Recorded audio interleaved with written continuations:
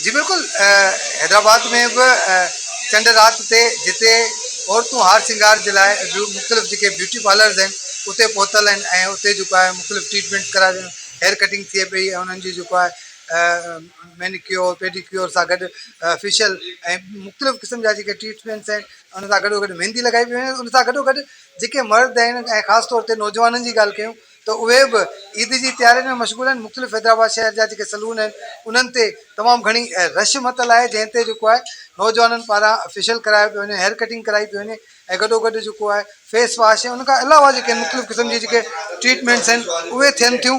ऐं तव्हांखे ॾेखारियां त जेको हैदराबाद शहर में मुख़्तलिफ़ क़िस्म जा जेके सलून्स आहिनि, जेके ब्यूटी पार्लर्स आहिनि, जेके नौजवान आहिनि या मेल्स आहिनि, उते बि तमामु घणी रश आहे।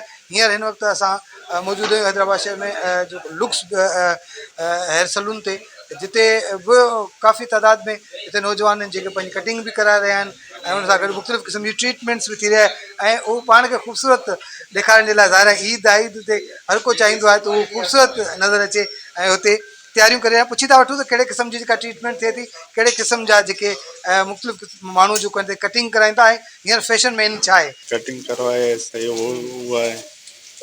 हाँ, ईद का तैयारी शुरू है माशाल्लाह। फेशियल कराए क्या करें? बस मसाज करवाए।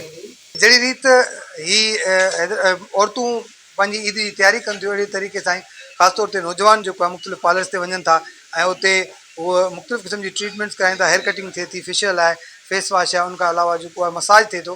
त हिन वक़्तु जेको आहे ईद जी राति आहे, हैदराबाद शहर जा जेके मुख़्तलिफ़ जेंट्स पार्लर्स आहिनि उहे उन्हनि ते बि तमामु घणी रश आहे ऐं जेको हीउ रश सुबुह ताईं जारी रहे थी। जी।